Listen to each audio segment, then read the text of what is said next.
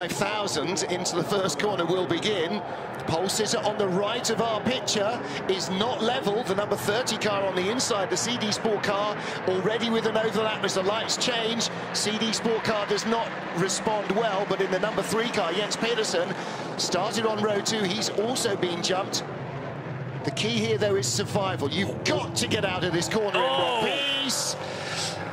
That's the second and third place cars have hit each other. Yeah. So I think there was a bit of contact there between teammates, and that's sent 2 cars off into the gravel. So just as you were saying, it needs to be nice and clean at turn 1. But no matter how many places you lose, being really cautious into turn 1, it's fewer than if you're in the gravel trap or you've lost a tyre. So Euro International, yesterday's winners, the number 11 black car, you saw it in the gravel, and the Graf Racing engine of Eric Thuillier, the pole sitter, that is also off. So our first and third place cars, and somebody down there on the runoff, or basically 2 wheels over onto the hard shoulder of the road to Tours.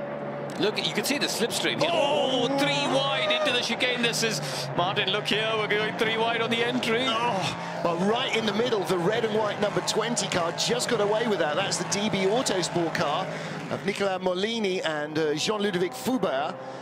And he was in the middle there, and the slipstream, the side slipstream, was sort of pulling him from one car to the other as it stuck and unstuck, and that could have been a very nasty first corner pile-up. CD Sports lead with Laurent Heur, that's the number 30 car. Second place, Lannon Racing, that's the number 25 car. Michael Benham second, 72 up to third place. That's a good start for the car that started. How far down did they start? Sorry, there's some GT cars that collided there. We have with the cameras turned over, but there were 2 Ferraris there. You can see in the background. So that's our pole sitter, the number 8 car that was second yesterday, and the winner.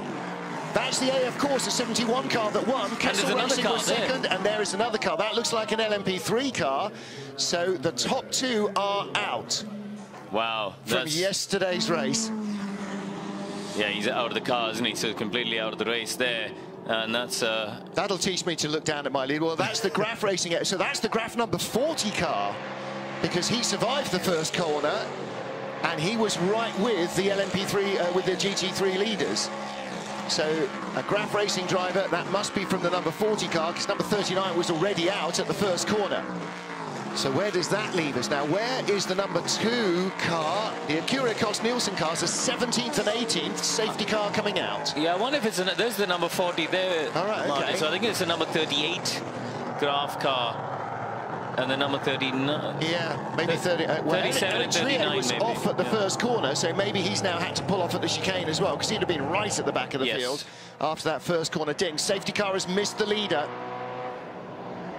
So the CD Sport car got through before the safety car scrambled. There are 3 safety cars here at Le Mans. 1 leaves the pit exit, 1 on the second chicane of the Mulsanne Straight, and 1 comes on at Arnage. It's the first chicane. First chicane, you're right. So, so the one at Arnage, they scrambled, and he just didn't get away in front of the leader. But obviously the leader will now receive a radio message from the race director: slow down, let the safety car pull up in front of you. Yeah, I hope that happens, because otherwise, if he's let off to go catch the next safety car, which would be a start finish straight, he's effectively got a minute and a half. Now watch here, look for the 2 cars on the right, Martin, number 39, number 40, the 2 Graf Racing cars. I think they made contact. Watch the number 40 there, he's on the left-hand side, and as he comes up into the chicane, I think he's tapped his teammate. Yeah, there. Yeah. He's tapped his teammate, who's then pushed him into the Euro International, number 11. So, yeah, really...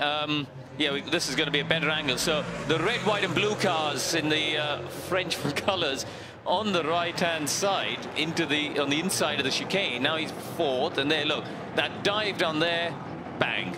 Contact, and that sent the other 2 cars into the gravel. See, racing driver eyes, you see things live that we only get to see in replay, but that's an Italian at Monza in a Ferrari, isn't it? This is a Frenchman at Le Mans in a French racing car. Yeah, here's the angle that we're actually going to see here. Watch, he's gone for the inside curve. That little contact at just the right, at the wrong point, I should say, has sent that, and then loads of people have had to cut the chicane in avoidance on the right-hand side. But I'm interested to see what happened down at this shunt, because we've got that Graf car there, which we're not sure if he's just happened to park up in the same place, so he's got caught up in the same accident.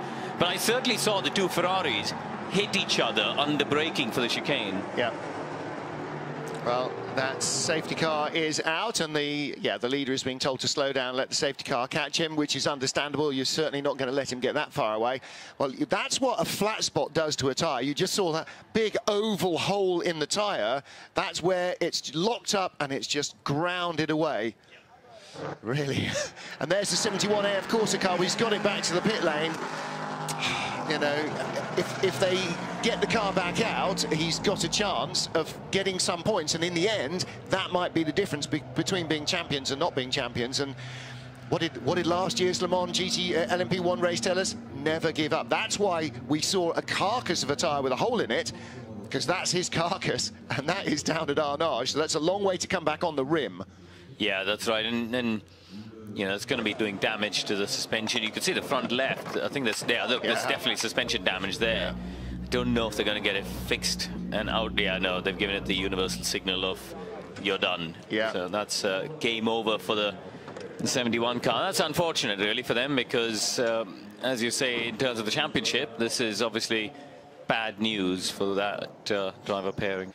Half showing us the numbers. Tantalizing glimpse, yes. Yeah. Okay, here's that replay. Now watch the Kessel car come down the inside. He's made a late lunge. I think he's misjudged his braking. Yeah. And it's completely his misjudgment there. He's gone for a last-minute lunge. I think, you know, on lap 1, you get a Constantina effect.